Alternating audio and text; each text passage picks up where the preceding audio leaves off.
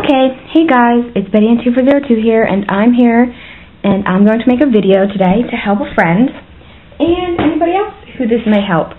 The video today is basically going to be a tutorial on how to make your videos better.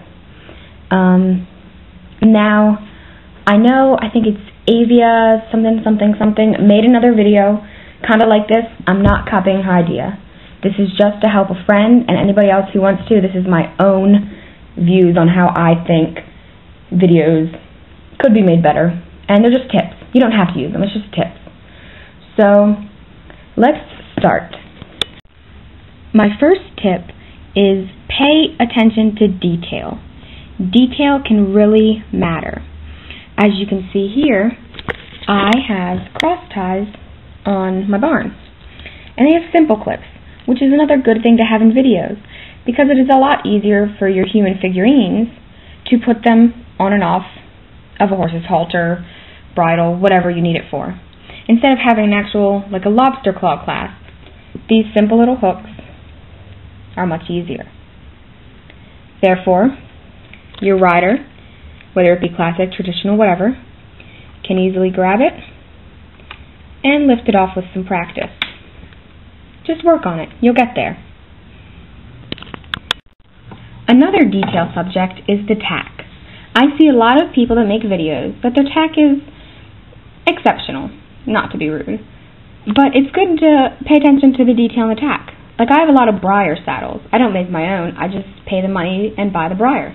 And they are very realistic. They have the metal stirrups and everything like a real saddle would. And so do their bridles. That is mainly what I use in my videos, although I do make my own bridles, and I make all of my own halters.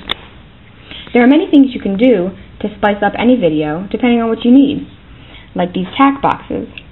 This is a mixture of Breyer and Grand Champion items, and they look very realistic. You can also be creative. I made stall guards personalized with my stable's name. Another thing, again with the cross ties, put them anywhere where you think a normal barn would have them. Now for my feed room. I worked very hard in creating my feed room, and everything here is completely homemade except for some of the feed boxes. Now, I took these little food containers that you can find in maybe a Target, Walmart, any place like that, and they're just really tiny. And then I took a magazine, like any horse magazine. Some are made just for supplements, some are made more for tack, but the supplement ones usually have these ads. And what you do is you just cut out anything that you think is appropriate, like this weight builder, and I hot glued it onto this container. You can do it with many different things. They even have little things, like this Continuix. And this is my old camera, so it doesn't have a good zoom. But this is a daily dewormer. And the thing that is in it, I just looked around my grandfather's shed for a bunch of old stuff that he didn't use. And you can find many little things like that. Even this little container for a feet first by finish line. Now, for what's inside of everything, like for this smart tendon, it is simple, common, household sugar. It's just sugar, but it looks like a mineral. In this senior vitamin, it's hot cocoa. Very nice. I even used from out of my barn real horse food. And I mix sometimes with other things. Anything like that, from flour to baking soda to salt, sugar, pepper, whatever. Get creative. And of course the classic oats. Now this cap is just a toothpaste cap. Any kind of cap that twists like that is perfect. And I didn't have any clear rubber bands, so I just used this. But a clear rubber band works best, therefore you can put it on your doll's hand. Therefore they can use it as a scoop. And these boxes. You can buy them at any craft store. These were only $1 for me.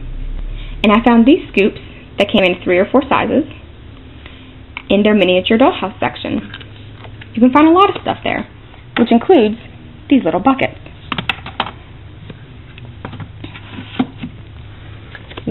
I have a chalkboard, which again is from a dollhouse section, and this corkscrew board.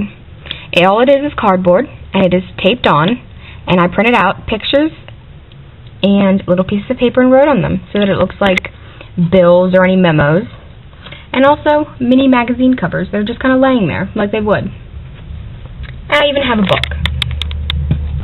All it is a book cover with a bunch of pieces of paper, and the binding is hot glued.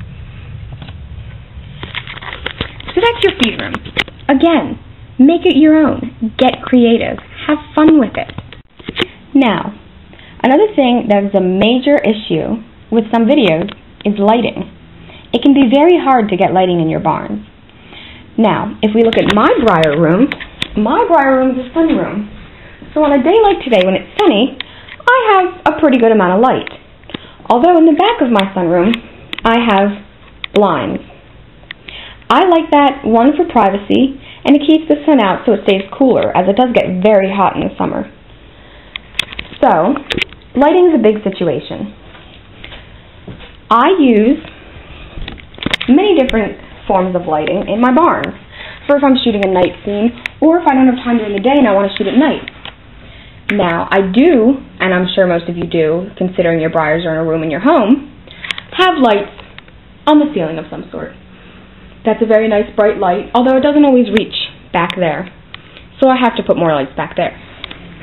But in your barn, if you're shooting a night scene, if you want it to be brighter than this, my light here is a very nice, strong camping light that just clicks on, and it's very realistic with the shadowing and everything that I need for my videos.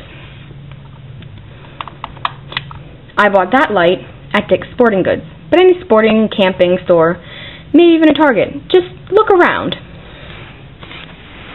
Some more lights are these little ones here, and they can move, and I got these with a Christmas train set a few years ago.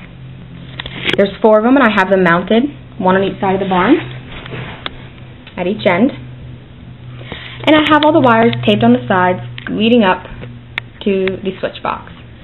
Now, you reach back in and turn the lights on. Now, these lights aren't as strong as the last one, but you can still kind of see them right there.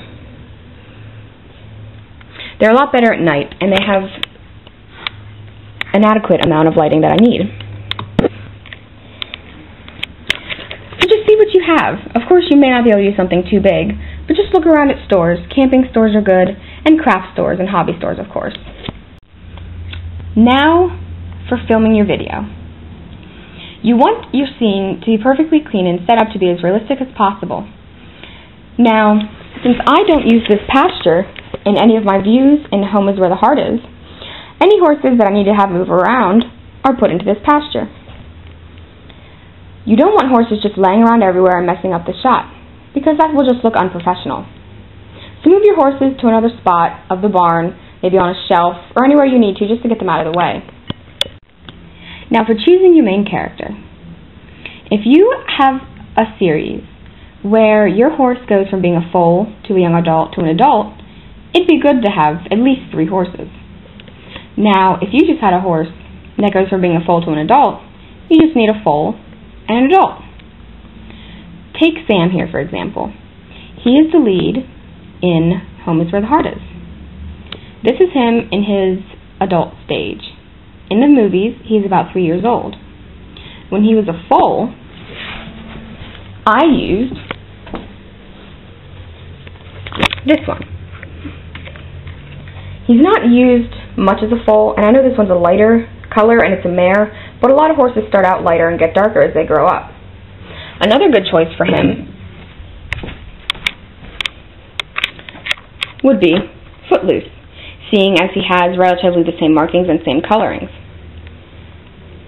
It's better with the more briars you have, therefore the more selection you have. Also, with horses' positions, it's good to find a horse that can do multiple things, as Sam here really is only in a standing position, whereas his father, Champ, is in a running position. So it's good to have horses that look relatively the same in different positions.